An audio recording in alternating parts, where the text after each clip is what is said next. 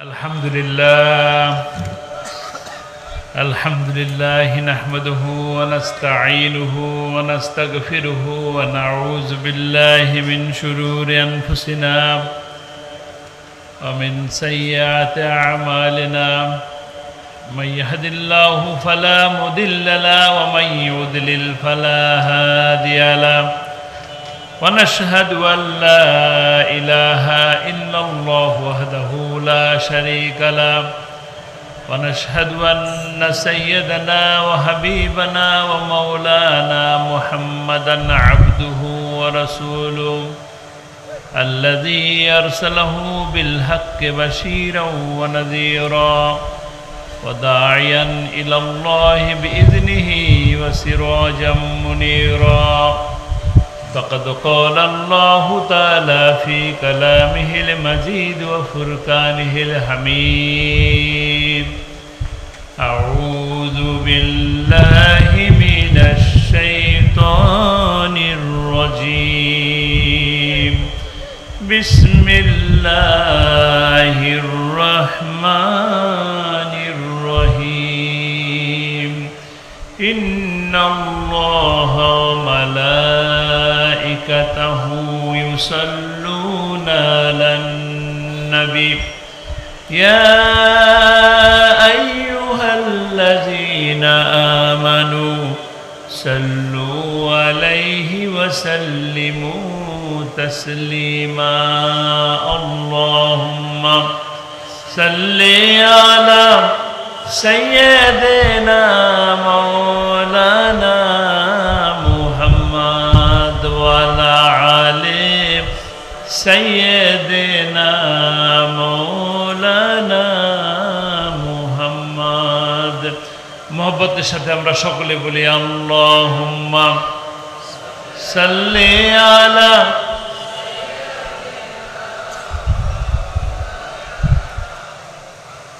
वाला आले सय्यदना मौलाना मुहम्मद बलगल उला बिकमालिहि कशफद दुजा बिजमालिहि हसनत जमीउ हिसालिहि सल्लु अलैहि वालिहि मोहम्मदपुर ইসলামী সমাজ কল্যাণ সংস্থা ও পাঠাগার কর্তৃক আয়োজিত 2 দিনব্যাপী ঐতিহাসিক তাফসীরুল কোরআন মাহফিলের আজকের এই অনুষ্ঠানের সম্মানিত সভাপতি first choice modern school and Hafizia মাদ্রাসা ও এতিমখানার প্রতিষ্ঠাতা ও পরিচালক সমাজসেবক ইসলামী চিন্তাবিদ আমাদের প্রিয় ভাই মোহাম্মদ রাশেদ কবির কিছুক্ষণ আগে যিনি অত্যন্ত হৃদয়গ্রাহী বক্তব্য রাখলেন প্রধান তাফসীরকারক আন্তর্জাতিক খ্যাতিসম্পন্ন মুফাসসিরে কোরআন বিশিষ্ট ইসলামিক আলোচক ও কোরআন গবেষক আলহাজ হযরত মাওলানা মুফতি আমির হামজা হাফিজাহুল্লাহ বিশেষ অতিথি আপনাদের অঞ্চলের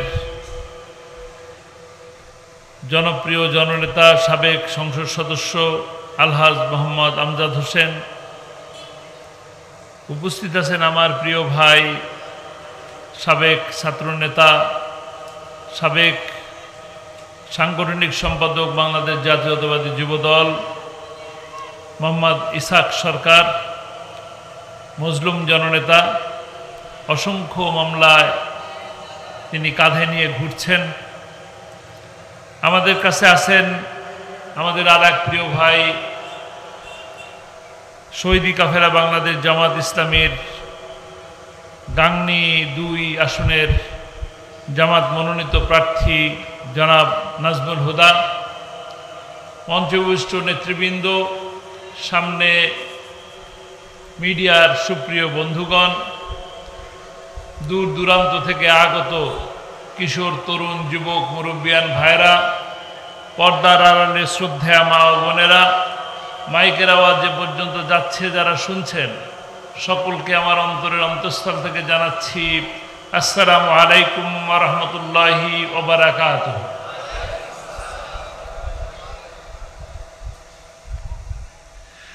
সর্বপ্রথম মহান মনিবের দরবারে শুকরিয়া আদায় করি যে আল্লাহ রাব্বুল আলামিন এই গরমের মধ্যেও আমরা কষ্ট করে এখানে বসে আছি কোরআনের কিছু কথা শোনার জন্য। কিছু কথা আল্লাহ রাব্বুল আলামিন দয়া করে আমাদেরকে শোনালেন। বিশেষ করে মুফতি আমির হামজা, তার মুখ থেকে আমরা কিছু কথা শুনলাম।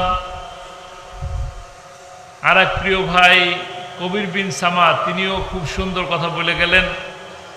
আল্লাহ তাআলা যে শোনার সুযোগ করে দিলেন, সেই আল্লাহ রাব্বুল আলামিনের দরবারে বিনয় অবনত মস্তকে শুকরিয়া আদায় করি, বলি আলহামদুলিল্লাহ। রাত অনেক গভীর হয়ে গেছে, আপনাদের গলার স্বরও বেরোচ্ছে না নাকি? ভালো আছেন তো? কতটুকু ভালো আছেন? অল্প, বেশি না নাকি? একটু জোরে সোরে আল্লাহর শুকরিয়া আদায় করি, বলি আলহামদুলিল্লাহ। আর একটু জোরে শুনি, গলা ছেড়ে বলেন আলহামদুলিল্লাহ। আলহামদুলিল্লাহ। গলা ছেড়ে বললে আমরা একটু স্বাচ্ছন্দ্য বোধ করি কথা বলতে, যে কথার সাথে দর্শকরা কথা শুনছেন, কথার সাথে কথার যদি সাড়া না আসে তাহলে মনে হয় গাছের বাগানের মধ্যে গাছের সাথে কথা বলতেছি। আপনারা তো মানুষ নাকি? মানুষ তো, মুসলমান তো। হিন্দু আছে? যদি থাকে তাদেরকে শুভেচ্ছা। হিন্দু, বৌদ্ধ, খ্রিস্টান যারা আছেন তাদের সকলকে আমার তরফ থেকে শুভেচ্ছা জানাচ্ছি। আমরা আসলে একটি কঠিন সময় পার করে একটি সুন্দর সময় এসেছি। কঠিন মানে ভয়ঙ্কর কঠিন। যার কথা এতক্ষণ শুনলেন, আমাদের জনপ্রিয় বক্তা, গোটা বাংলাদেশের তরুণদের আইডল মাওলানা মুফতি আমির হামজা, তিনি কোনো কারণ ছাড়া 3টি বছর জেলের মধ্যে বন্দী থাকলেন। কি কঠিন অবস্থা চিন্তা করেন। এই যে আমার ভাই ইসাক সরকার, তিনি না চাঁদাবাজি করে, না মানুষের সাথে মারামারি করে, না তিনি দুর্ব্যবহার করেন, বরঞ্চ উনি অত্যন্ত সুন্দর তেলাওয়াত করেন এবং সবসময় মিষ্টি হাসি দিয়ে কথা বলেন। এই মানুষটার বিরুদ্ধে 360টা মামলা, চিন্তা করা যায়? হ্যাঁ, ও 5টা নাকি কম বলছি ভাই, 365 মামলা। কল্পনা করা যায়? 365 দিনে একটা বছর হয়। প্রতিদিন যদি আমরা দেয়, প্রতিদিন যদি কোর্টে হাজিরা দিতে হয় তাহলে তো বছর শেষ। হিসাব করছেন? 365 দিন, 365টা মামলা। এতটা দুরবস্থা ছিল। মানুষ অসংখ্য মামলা নিয়ে চলছে, সুবিধা পায় নাই। মানুষের কথা বলার বাক স্বাধীনতা ছিল না। মানুষের একসাথে বসার সুযোগ ছিল না। আমরা যদি 5 জন 10 জন একসাথে বসতাম তাহলে আমাদেরকে বলা হতো সরকারের বিরুদ্ধে ষড়যন্ত্রকারী, নাশকতার পরিকল্পনাকারী অথবা জঙ্গি। ঠিক কিনা? এত মানুষ জেলে গেছে, এত মানুষ যে একটা সময় বাংলাদেশের মানুষ বলতো যে কারাগার না, গোটা বাংলাদেশই কারাগার হয়ে গেছে।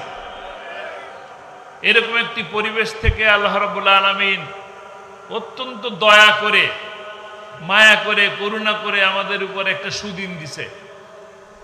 মানুষ যে সকল মানুষ, অনেক মানুষ মিলে চেষ্টা করলেও যে বিজয় আসে না, অনেক দল মিলে যে চেষ্টা করলে বিজয় দেয় না, এটা তার একটা প্রমাণ। আবার অল্প মানুষের প্রচেষ্টায় আল্লাহ তাআলা বিজয় দিতে পারে। দুর্বল মানুষের প্রচেষ্টায়ও আল্লাহ তাআলা বিজয় দিতে পারেন। আর শক্তিধর মানুষরাও পরাজিত হতে পারে, এটা তার একটা প্রমাণ। চিন্তা করেন এইভাবে, বাংলাদেশের সর্ববৃহৎ দল বিএনপি, বাংলাদেশের সবথেকে সুসংগঠিত দল, সুশৃঙ্খল দল, জামাত ইসলামী, এই দুই দল সহ বাংলাদেশে যত দল আছে সমস্ত দল মিলেও হাসিনারে বিদায় করা গেল না। অথচ দেখেন সামান্য কিছু ছাত্র, আপনাদের আমাদের সন্তান সমতুল্য কিছু ছাত্র আন্দোলন করলো। কি আন্দোলন করলো? আন্দোলন করলো, দেয়ালের মধ্যে আঁকাঝাঁকা করলো, গ্রাফিতি, কঞ্চি নিয়ে রাস্তার উপরে দাঁড়ায় থাকলো, বুক পেতে দিল, 2টা গুলি করে ফেললো। এরকম করে 2000 মানুষ জীবন দিল, দেশ সুন্দর স্বাধীন হয়ে গেল। অথচ চিন্তা করেন তো, আল্লামা সাঈদীকে যখন রায় দেওয়া হলো 28শে ফেব্রুয়ারিতে তার বিরুদ্ধে রায় দেওয়া হলো ফাঁসির রায়। এই ফাঁসির রায়ের প্রতিবাদে শুধু 28 তারিখেই 78 জন মানুষ মারা গেলেন। এরপরে তো 1 মাস, 2 মাস, 3 মাস, 4 মাস, মাসের 4 তারিখ পর্যন্ত অসংখ্য মানুষ, 248 জন মানুষ জীবন দিছেন। দেশের পরিবর্তন আসছে। শুধু কি তাই? আপনি 2013 সালের নভেম্বর ডিসেম্বর মাসে কত মানুষ গেল? এই আর অল্প কয়েকটা দিন পর, আজকে এপ্রিল মাসের কত তারিখ? 25। মে মাসের 5 তারিখে শাপলা চত্বরে মতিঝিলের মধ্যখানে গোটা বাংলাদেশের প্রাণ কেন্দ্র, সেখানে সারা বাংলাদেশের আলেম ওলামারা জড়ো হলো নাস্তিক্যবাদের বিরুদ্ধে। সেইখানে রাতের আধারে সকল লাইট বন্ধ করে দিয়ে, সকল ক্যামেরাগুলোকে বন্ধ করে দিয়ে, নিষিদ্ধ করে দিয়ে পাখির মতন গুলি করে করে মানুষগুলোকে হত্যা করল। সরকার পরিবর্তন হয়েছে? হয় নাই। সরকার পরিবর্তন হয় নাই, সেই মানুষগুলাই রয়ে গেছে। ওই মানুষগুলো একের পর এক জুলুম করছে, নির্যাতন করছে, আবারও মামলা করছে। ওই শাপলা চত্বরে তারা খুন করে উল্টো তাদের নামেও মামলা করছে কিনা? কিন্তু পরিবর্তন আসে নাই। পরিবর্তন আসে নাই কারণ পরিবর্তন আসে নাই কারণ এই জমিনটা কার? কার জমিন? কার? আইন চলবে কার? চলছে। এরকম প্রতিবারই মানুষ জীবন দেয় শান্তির জন্য, বৈষম্য বিরোধের জন্য, বৈষম্য থেকে মুক্তির জন্য, অর্থনৈতিক মুক্তির জন্য, ইনসাফের জন্য। কিন্তু মুক্তি মেলে না, শান্তি মেলে না, ন্যায় বিচার পায় না। ন্যায় বিচার আসলে মানব রচিত আইন দিয়ে ন্যায় বিচার প্রতিষ্ঠা করা সম্ভব না। কি দিয়ে সম্ভব? কোরআন দিয়ে সম্ভব। কি দিয়ে সম্ভব? কোরআন দিয়ে সম্ভব। একমাত্র কোরআনই পারে মানুষের জীবনে ইনসাফ ভিত্তিক একটি সমাজ প্রতিষ্ঠা করতে। মানুষের মুক্তি নিয়ে আসতে পারে কে? কোরআন। মানুষ শান্তি পাবে কিসে? কোরআনে। দেখেন, এই কয়েকদিন আগে, 1 মাস আগে আপনারা রোজার মাসে ছিলেন, রমজান মাস, আপনারা রোজা রাখলেন। মনের মধ্যে শান্তি ছিল কিনা? শরীরের মধ্যে শান্তি ছিল কিনা? একটু জোরে সোরে বলেন, ছিল কিনা? ছিল। আল্লাহর হুকুম মানলে মনে, শরীরে, সমাজে শান্তি থাকে। হুকুম না মানলে শান্তি থাকে না। আমরা একটি ইনসাফ ভিত্তিক ন্যায় বিচার প্রতিষ্ঠার লক্ষ্যে একটি সুন্দর সমাজ গড়ার জন্য চেষ্টা করছি। এই চেষ্টায় কি আমরা একমত? আমরা কি এই দেশটা আরো সুন্দর হোক এটা চাই?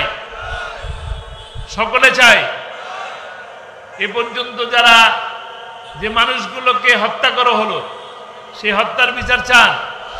আপনাদের এইখানের একটা ছেলে আমার প্রায় সময় মনে পড়ে, আবরার। কোন জায়গা বাড়ি? হ্যাঁ, কুষ্টিয়া। আমার প্রায় সময় তার কথা মনে পড়ে। এটা মেধাবী ছাত্র, ফজরের নামাজ পড়ে।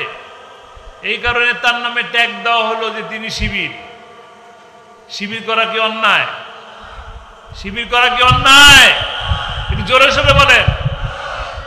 অন্যায় না, কিন্তু তাকে রুমের দরজা বন্ধ করে গিরায় গিরায় হাতুড়ি দিয়ে পিটিয়ে পিটিয়ে হত্যা করা হলো। মেনে নেওয়া যায়? মেনে নেওয়া যায় না। এই হত্যার বিচার পেয়েছি? বিচার পাই নাই। একটা ছেলের মুখে খোঁচা খোঁচা দাড়ি, খোঁচা খোঁচা দাড়ি, সে জগন্নাথ বিশ্ববিদ্যালয়ের সামনে থেকে হেঁটে যাচ্ছে। ছাত্রলীগের ছেলেরা তাকে শিবির বলে দাবরানি দিল, হাতের মধ্যে দাও কুড়াল নিয়ে, এবং একটা পর্যায়ে তাকে ধরে মধ্য দুপুরে একদম প্রকাশ্য দিবালোকে অসংখ্য ক্যামেরার সামনে তাকে কুপিয়ে কুপিয়ে হত্যা করার চেষ্টা করা হলো। সে বলতেছে আমি শিবির করি না, বিশ্বাস করে না, মুখে দাঁড়িয়ে আছে শিবির করো। তখন সে বলতেছে ভাই আমি মুসলমানই না, আমি হিন্দু। নাম কি? বিশ্বজিৎ। সেই বিশ্বজিৎ বাঁচতে পারে নাই, বিশ্বজিৎকে কুপিয়ে কুপিয়ে হত্যা করা হয়েছে। বিচার পেয়েছেন? বিচার হয়েছে? বিচার তো হয় নাই, বরঞ্চ এই দেশের নিরপরাধ মানুষগুলোই জেলের মধ্যে বেশি বন্দী থেকেছে। বেগম খালেদা জিয়া বন্দী থেকেছেন, তিনি একটি জেলখানার মধ্যে, এত বড় একটা এলাকা, সেই এলাকার মধ্যে একা তাকে বন্দী করে রাখা হয়েছে। আল্লামা সাঈদী কোরআনের পাখি, তিনি 50 বছরের অধিক কাল ধরে বাংলাদেশের সর্বত্র কোরআনের দাওয়াত দিয়েছেন। কোরআনের দাওয়াত দেওয়ার কারণে তার হাতে হাত রেখে হাজারো মানুষের উপরে বেশি মানুষ তার হাতের উপরে হাত দিয়ে ইসলাম ধর্ম গ্রহণ করেছে। অসংখ্য মানুষ, পথহারা মানুষ, মাদক সেবককারী মানুষ, বেনামাজি মানুষ, মিথ্যা বলা মানুষ, এই মানুষগুলো সঠিক পথের দিশা পেয়েছে। অপরাধ কি ছিল? কোরআনের দাওয়াত দেওয়া। কোরআনের দাওয়াত দিয়েছেন বলেই তাকে কি করা হয়েছে? বন্দী রাখা হয়েছে 13 বছর। 13 বছর আপনাদের সামনে আসতে পারেন নাই। 13 বছর তার মুখ থেকে আপনারা সুন্দর করে কোরআনের তেলাওয়াত শুনতে পারেন নাই, তার তাফসীর শুনতে পারেন নাই।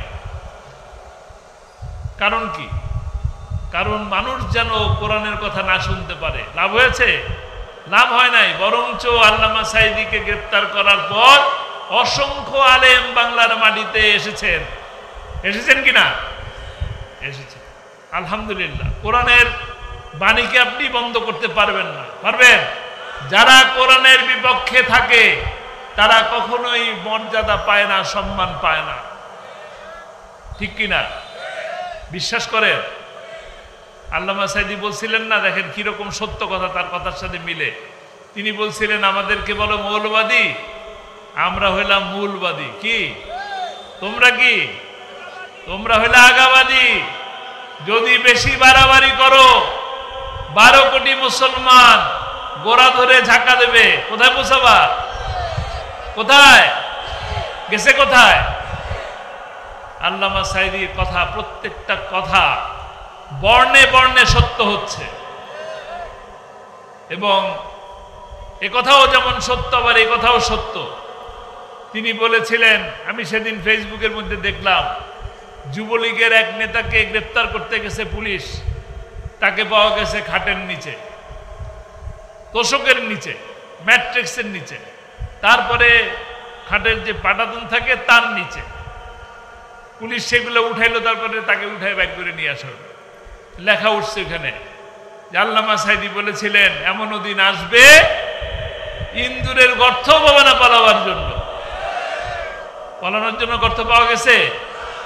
কাজেই আল্লামা সাঈদী দোয়া করতেন 2টা। কয়টা দোয়া করতেন? 2টা। একটা হলো তিনি বলতেন শহীদি মৃত্যু চাই। কি? তাকে হাসপাতালে নিয়ে যেয়ে তাকে কি করা হয়েছে? 13 বছর বন্দী রেখেই ক্ষান্ত হন নাই, তাকে হাসপাতালে নিয়ে যেয়ে ইনজেকশন পুশ করে তাকে হত্যা করা হয়েছে। আপনাকে এই হত্যার প্রতিশোধ নিতে চান? এই হত্যার প্রতিশোধ নিতে চান? কারা কারা চান?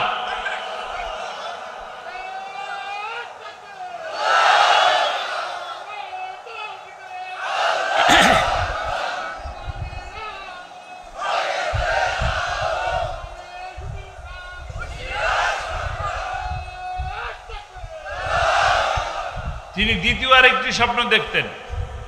তার দ্বিতীয় স্বপ্ন ছিল কোরআনের রাজ প্রতিষ্ঠা হয়েছে, এই দৃশ্য দেখে যেন আমার মৃত্যু হয়। তিনি তো কোরআনের রাজ প্রতিষ্ঠা হয়েছে এই দৃশ্য দেখতে পারেননি। পারছেন? এখন এই কোরআনের রাজ প্রতিষ্ঠা করবেন কে? কারা করবেন? দায়িত্ব কাদের? কারা কারা রাজি আছেন? আলহামদুলিল্লাহ। আগেরটাই বললাম না, হাত উঁচু করছিলেন, এবারেরটা বলি। এই হাত কিন্তু শুধু আমরা এখানে বসা যায় তারাই দেখি নাই, আল্লাহও দেখছেন। দেখছেন কি না? সাক্ষী কে? আচ্ছা, আল্লাহ সাক্ষী। কাজেই আগামী দিনে কোরআনের রাজ প্রতিষ্ঠা করার জন্য কোরআনের দাওয়াত মানুষের কাছে পৌঁছে দিতে হবে, ইসলামের সৌন্দর্যকে মানুষের কাছে পৌঁছে দিতে হবে। আল্লামা সাইদি বলতেন, আগামী দিনের যে সূর্য উঠবে সেই সূর্য হবে ইসলামের সূর্য। বলতেন কি না? আমরা বলি আগামী দিন যে পার্লামেন্ট হবে সেই পার্লামেন্ট হবে কোরআনের পার্লামেন্ট। হয়ে যাবে বললেই কি হবে? কি করতে হবে? আপনাদের প্রত্যেককে দায়িত্ব গ্রহণ করতে হবে। এক একজন মানুষ 20 জনের কাছে কোরআনের দাওয়াত পৌঁছে দেবেন। রাজি আছেন? কারা কারা রাজি আছেন? ইনশাআল্লাহ আল্লাহ তাআলা কবুল করুন। আল্লাহ এই হাতগুলো কবুল করুন, কোরআনের পক্ষে থাকার তৌফিক দান করুন। কোরআনের পক্ষে থাকলে সম্মান বাড়ে, কোরআনের বিপক্ষে থাকলে সম্মান থাকে না। আল্লামা সাইদিকে ভালোবাসেন? কি কারণে ভালোবাসেন? কোরআনের জন্য ভালোবাসেন। আর কোনো কারণ আছে? আত্মীয় আছেন এখানে কেউ? আচ্ছা, কোরআনের জন্য যদি ভালোবাসেন তাহলে তার সম্মান আছে। সম্মান আছে কিনা? আর তার বিরুদ্ধে যে ফাঁসির রায় লিখলো তার অবস্থা কি হয়েছে? শুধু গলার পাতা? তাকে গরু ছাগল বাঁধে যে দড়ি দিয়ে, সেই দড়ি দিয়ে বেঁধে টেনে হিস্ট্রে নিয়ে গেছে। সম্মান বাড়লো না কমলো? কোরআনের সাথে থাকলে সম্মান বাড়ে, আর কোরআনের বিপক্ষে থাকলে সম্মান থাকে না। কাজেই সম্মান যদি নিয়ে বাঁচতে চাই, মর্যাদা নিয়ে যদি বাঁচতে চাই, জীবনে যদি সফল হতে চাই, বিশেষ করে এই জীবনই নয়, এই জীবনের পরে যে জীবনটা আছে, আমরা মুসলমানরা যে জীবনকে বিশ্বাস করি, আখেরাতের, অনন্তকালের, চিরকালের যে জীবন, ওই জীবনে যদি সফল হতে চাই তবে এই কোরআনকে ভালোবাসতে হবে, কোরআনকে বুঝতে হবে, কোরআন নিয়ে চলতে হবে, কোরআনের রঙে নিজেকে রঙিন করতে হবে। তবেই আমরা এই জীবনে সফল হব। আগামীতে যে মৃত্যুর পরে যে হাসরের ময়দান, কিয়ামতের দিন, ওই দিনও আমরা সফল হব ইনশাআল্লাহ। আল্লাহ তাআলা আমাদেরকে সেই পর্যন্ত সুন্দরভাবে চলার, সুন্দরভাবে বোঝার, সেই অনুযায়ী জীবন গঠন করার তৌফিক দান করুন। আমা তৌফিক ইল্লা বিল্লাহ। আসসালামু আলাইকুম ওয়া রাহমাতুল্লাহ। আপনি থাকতে আমি এটা পারি।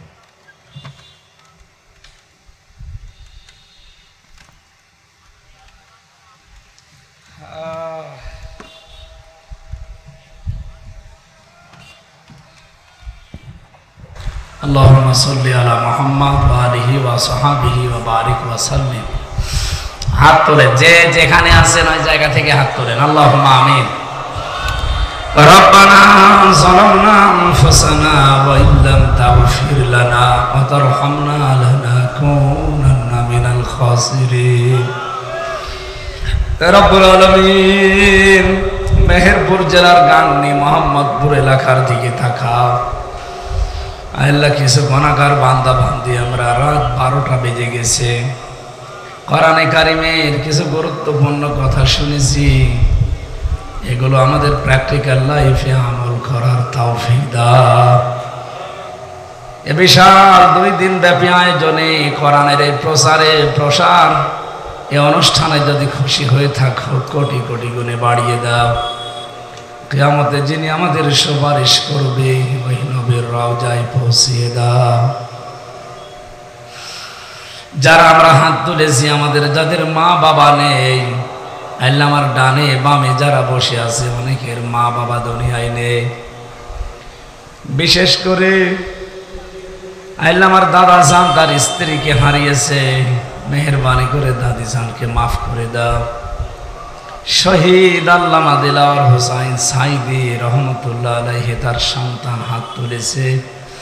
আল্লাহ তার সন্তানের ওসিলায় বাবাকে তুমি কবরে জান্নাতুল ফেরদাউস নসিব করে দাও। বিশেষ অতিথি যারা এখানে এসেছে, বিশেষ করে আমার আমজাদ ভাই, আমার ইসহাক সরকার ভাই সহ, সম্মানিত সভাপতি রাশেদ কবির ভাই সহ যত সম্মানিত মানুষেরা এসেছে, তাদের মা বাবা যাদের নেই, কবরগুলো জান্নাত বানাও। অনেক মেয়েরা বসে আছে আল্লাহ, মা বোনেরা যারা পর্দার আড়ালে, এদেরকে খাদিজার মতো আয়েশার মতো জীবন দাও।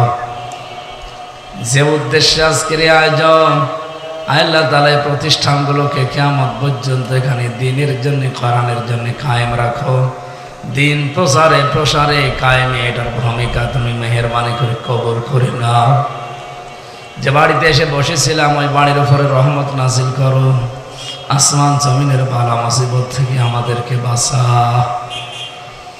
রব্বুল আলামিন, সুন্দর একটা স্বপ্ন দেখি আমরা এই দেশটাকে নিয়ে, স্বপ্ন যেন সত্য হয় সেই সুযোগ করে দাও। শহীদ আল্লামা সাইদি রহমতুল্লাহ আলাইহি সারা জীবন বলতেন, কোরআনের পতাকা যেন এদেশে পথ পথ করে উড়ে আমি দেখতে চাই।